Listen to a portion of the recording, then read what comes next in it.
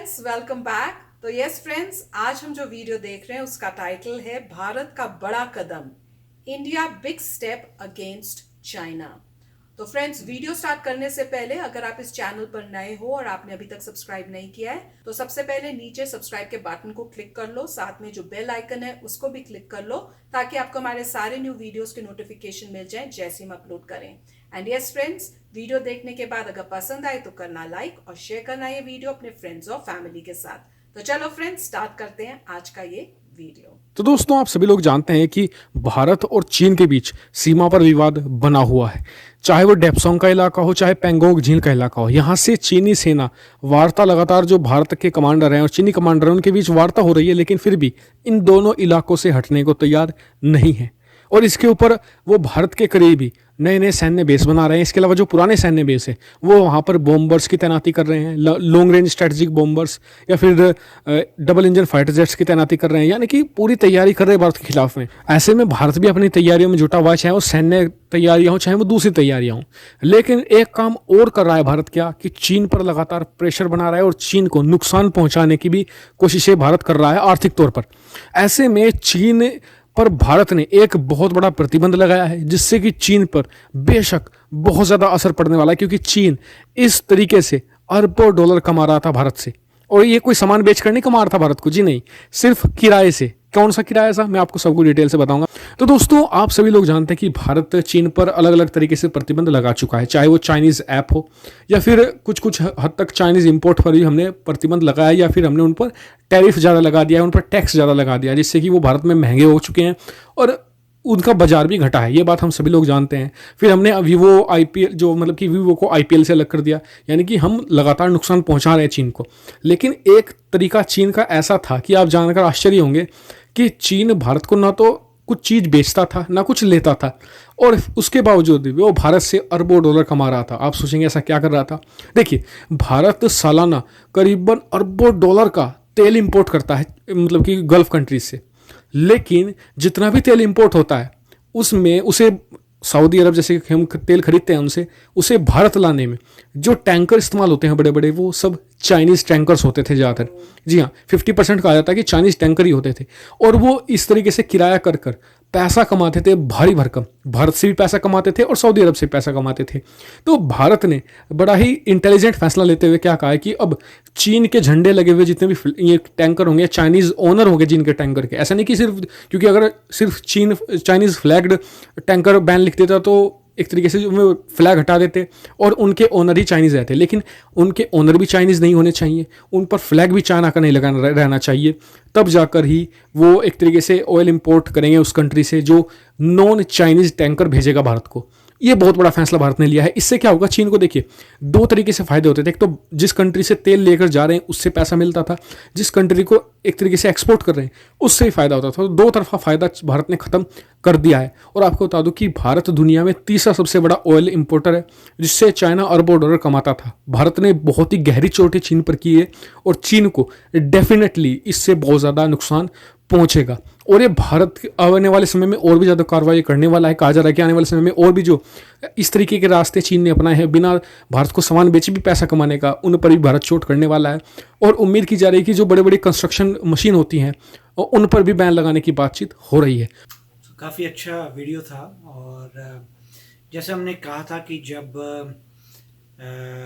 Mister Donald Trump आए थे तब जो है मोदी जी बहुत ही ध्यान से सोच रहे थे, तो उनको काफ़ी इनपुट मिल रहे थे। और उसके बाद जो है जब ये लद्दाख में टेंशन बढ़ी है, 20 इंडियन सोल्जर्स की डेथ हुई है। वो भी कहते हैं कि रात को हुई थी, जब वो मतलब अनआर्म्ड थे, तो पीछे से आए थे सोल्जर्स चाइना के जो आर्म थे, जिनके पास जो है लाठियाँ थी जिसके ऊपर जो है कील टाइप लगे हुए थे, बार्ब्ड वायर को ऐसे जोड़ा हुआ था जिससे मार सके।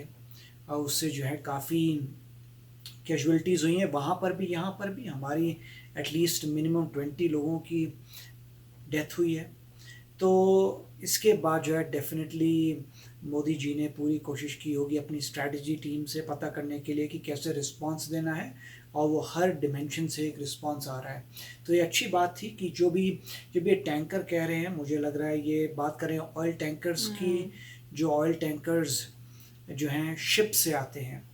तो जबकि फ़ोटो दिखा रहे हैं नॉर्मल टैंकर्स की लैंड पे, बट मेरे ख्याल से ये बात कर रहे हैं टैंकर्स की, जो भी जब भी बात आती है फ्लैग की, तो फ्लैग्ड टैंकर जो है वो एक वेसल है, वो एक नेवी का वेसल है, नेवी नहीं मतलब सी का वेसल है, और वहाँ से जो ट्रांसपोर्ट करा रहे हैं बड़े बड़े टैंकर्स वो मोस्टली चाइनीज़ होंगे। अब इन्होंने यही कहा होगा कि अगर आपका चाइनीज़ ओनर है या आप चाइनीज़ फ्लैग लगाते हैं, बोथ, एक तो फ्लैग नहीं होना चाहिए, दूसरा ओनर भी नहीं होना चाहिए, तब जो है उनको अलाउड है। इसका मतलब वो बिज़नेस जो है कुछ जो इंडियंस compete कर रहे होंगे उनको मिल जाएगा, दूसरे जो छोटे टैंकर्स होंगे डिफरेंट कंट्रीज़ के या बड़े, सो बेसिकली एक प्लेयर हटा दिया है और उसके बदले जितने भी लोग compete कर रहे थे उनका फ़ायदा होगा। हज़ारों कंट्रीज़ हैं पूरी वर्ल्ड की जहाँ पे जो ट्रांसपोर्ट करती हैं वो ट्रांसपोर्ट करेंगी, जो छोटे इंडियन के टैंकर्स हैं उनको अपॉर्चुनिटी मिलेगी, उनको बिज़नेस मिलेगा,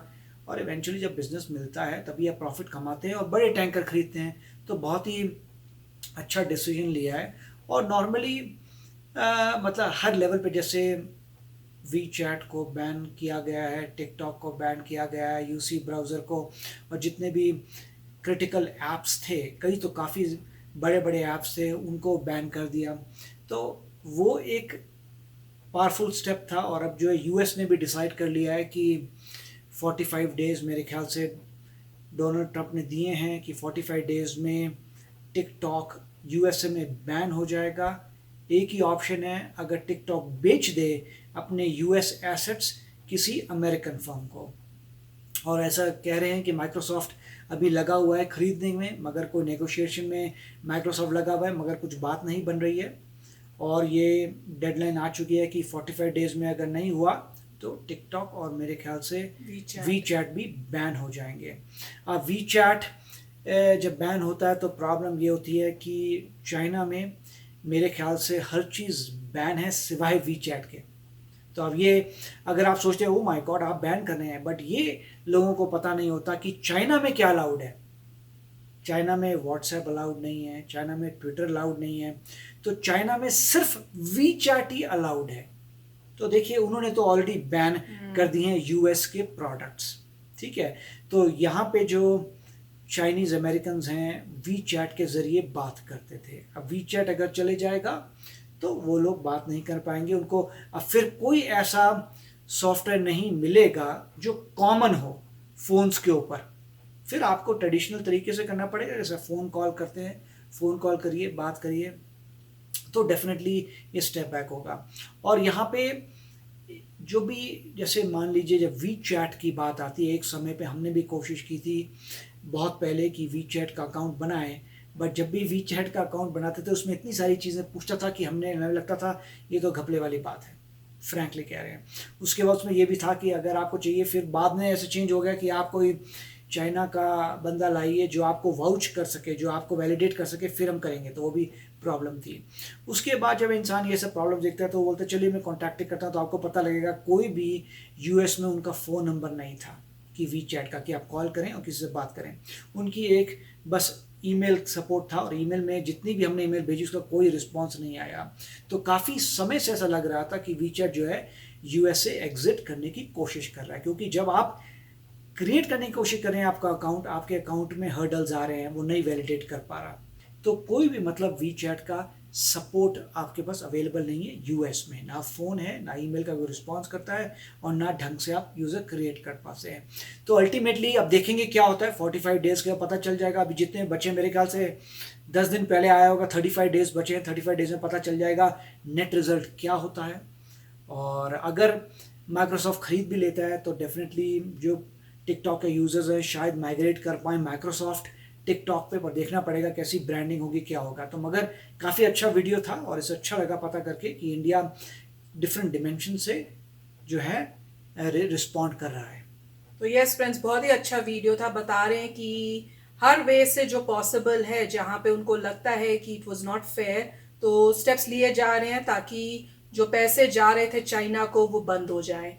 तो बहुत ही अच्छे स्टेप्स लिए जा रहे हैं, उनको वार्निंग भेजी जा रही है, सिग्नल्स भेजे जा रहे हैं कि आपको जो अगर आप हमारी कंट्री के अगेंस्ट खड़े होगे, बॉर्डर पे आप करोगे इस टाइप की हरकतें, तो फिर ऑब्वियसली हम आपके साथ बिजनेस नहीं करेंगे। और एक सबसे अच्छी बात ये है कि ये मैसेज जो है ये वर्ल्ड में भी बहुत अच्छा एक मैसेज भेज रहा है कि we have to stand up against China for now, जब तक वो ठीक स्टेप्स नहीं लेता है। तो उनको जब पूरा वर्ल्ड ऐसे इकट्ठा होके ऐसे स्टेप्स लेगा तो प्रेशर पड़ेगा चाइना पे, एंड इवेंचुअली चाइना जो है बैक स्टेप करेगा, बैक जाएगा और अपना जो भी गलत काम किए हैं उनको ठीक करने की कोशिश भी करेगा। वो प्रेशर बनाना बहुत जरूरी है। हैट्स ऑफ मैं कहूंगी पीएम मोदी जी को कि इतने ब्रिलियंट आइडियाज जो हैं वो कर रहे हैं और इम्प्लीमेंट कर रहे हैं उनको। ये खाली सोच नहीं रहे कि करेंगे करेंगे करेंगे, इम्प्लीमेंट हो भी रहे हैं, तो वो सबसे अच्छी बात है। तो फ्रेंड्स चलते हैं, मिलेंगे नेक्स्ट वीडियो में जल्दी। Till then take care and bye bye.